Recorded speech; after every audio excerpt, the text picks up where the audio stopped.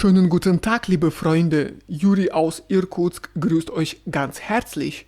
Danke, dass ihr wieder dabei seid. In diesem Video möchte ich weitere Nachrichten aus Russland gerne vorstellen. Wir haben in Sibirien schon den richtigen Winter. Es gab schon Tage mit minus 30 Grad Celsius. Aber die Temperaturen schwanken sehr stark und wir haben jetzt so etwa bei minus 10 Grad Celsius. Vor kurzem war ich im Ort Sljujanka am Baikalsee unterwegs. Und in diesem Video könnt ihr meinen Spaziergang durch den Ort sehen. Dabei möchte ich euch auch einige Nachrichten aus Russland vorlesen, die ich interessant finde. Wenn ihr wirklich ein Interesse für das Alltagsleben in Russland habt, dann bleibt bitte dran. Los geht's! WhatsApp in Russland. Der Föderale Dienst für die Aufsicht im Bereich der Kommunikation, Roskomnadzor, hat damit begonnen, die Arbeit des Messengers WhatsApp schrittweise einzuschränken. WhatsApp gehört zu Meta, einem in Russland als extremistisch eingestuften und verbotenen Unternehmen. Nach Angaben der Behörde verstößt der Dienst gegen russisches Recht und wird zur Organisation terroristischer Aktivitäten, zur Rekrutierung von Beteiligten sowie für betrügerische und andere rechtswidrige Handlungen gegen russische Bürger genutzt. Roskomnadzor betont, dass die Einschränkungen stufenweise eingeführt werden. Sollte WhatsApp die gesetzlichen Anforderungen nicht erfüllen, droht eine vollständige Blockierung. Die Maßnahmen werden bewusst schrittweise umgesetzt, damit die Nutzer Zeit haben, auf alternative Messenger umzusteigen. Bereits Ende November meldeten zahlreiche Nutzer, dass das Versenden von Nachrichten kaum noch funktioniert. Auch in Moskau wurden offizielle Störungen registriert. Die schrittweise Einschränkung der Sprachanrufe begann allerdings schon im Sommer. Am 13. August teilte Roskomnadzor mit, dass Anrufe über WhatsApp und Telegram blockiert werden. Die Behörde begründete dies damit, dass diese Dienste zu zentralen Werkzeugen für Betrug, Erpressung sowie für die Einbindung von Bürgern in terroristische Aktivitäten geworden seien. Das Ministerium für Digitalentwicklung ergänzte damals, dass viele betrügerische Anrufe inzwischen auf ausländische Messenger ausgewichen seien, in denen Telekommunikationsunternehmen technisch nicht eingreifen können. Die Beschränkung von Anrufen solle die Zahl solcher Vorfälle reduzieren und die Sicherheit der Online-Kommunikation erhöhen. Zudem empfahl das Ministerium staatlichen Einrichtungen bis zum 1. Januar 2026 vollständig auf den russischen Messenger MAX umzusteigen.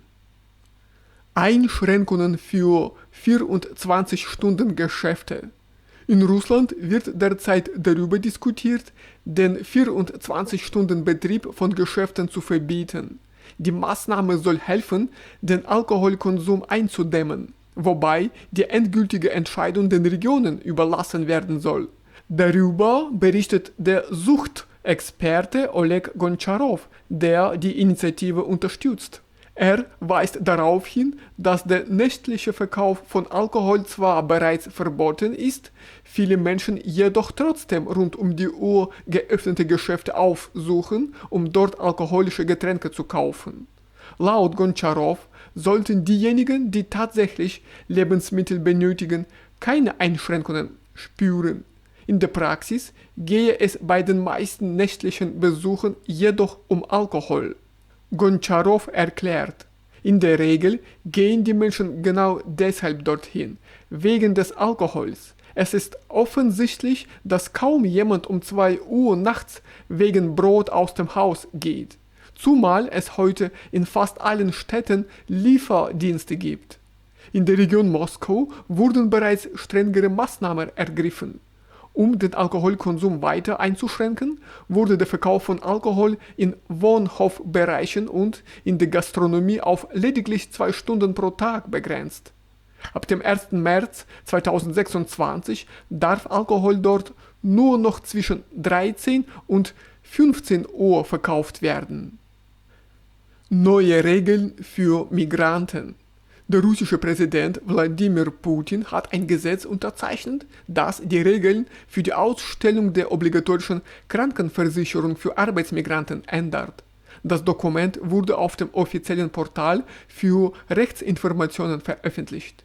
Die Änderungen betreffen das Gesetz über die obligatorische Krankenversicherung in der Russischen Föderation.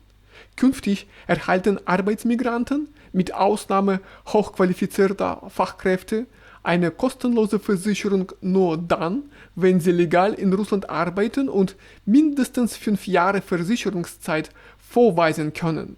Bisher waren 3 Jahre erforderlich. Der Vorsitzende der Staatsduma, Vyacheslav Volodin, kommentierte die Neuerungen. Seinen Angaben zufolge können ausländische Bürger kostenlose medizinische Hilfe erst dann in Anspruch nehmen, wenn sie mindestens 5 Jahre legal im Land gearbeitet haben. Ausnahmen gelten nur für Notfälle. Volodin erklärte, dass diejenigen, die zum Arbeiten nach Russland kommen und soziale Leistungen auf hohem Niveau nutzen möchten, ihr Recht darauf durch ehrliche und gesetzestreue Arbeit bestätigen sollen. Das Gesetz wurde im Rahmen eines Pakets sogenannter haushaltsrelevanter Initiativen verabschiedet. Russischsprachige Rückkehrerkinder. Russische Familien, die nach einem längeren Aufenthalt im Ausland in ihre Heimat zurückkehren, berichten von unfairen Bedingungen bei der Einschulung ihrer Kinder.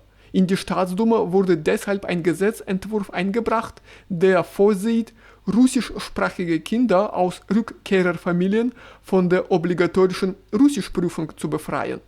Nach Angaben der betroffenen Eltern gibt es derzeit keinen Unterschied zwischen ausländischen Kindern ohne ausreichende Russischkenntnisse und Kindern aus russischen Familien, die im Ausland gelebt haben, jedoch die Sprache beherrschen.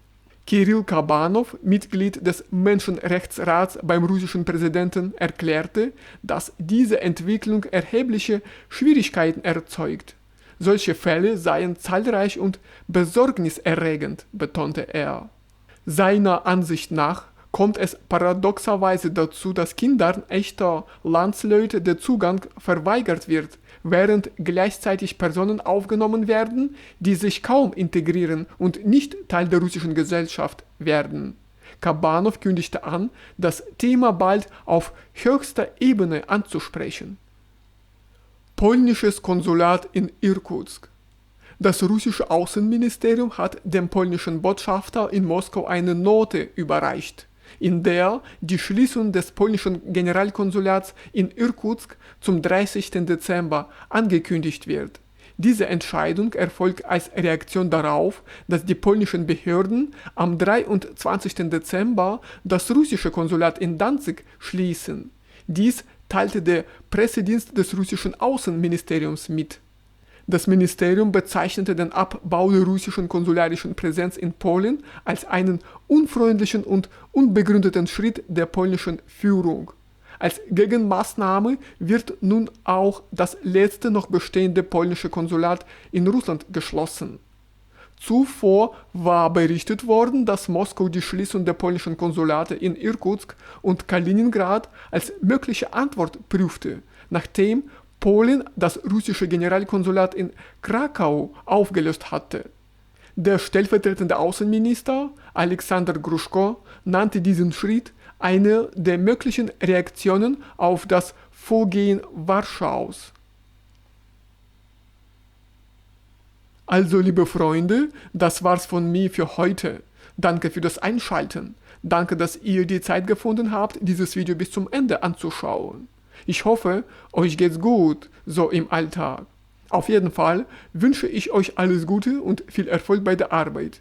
Wir sehen uns bald in meinen neuen Videos wieder. Bis dann. Tschüss.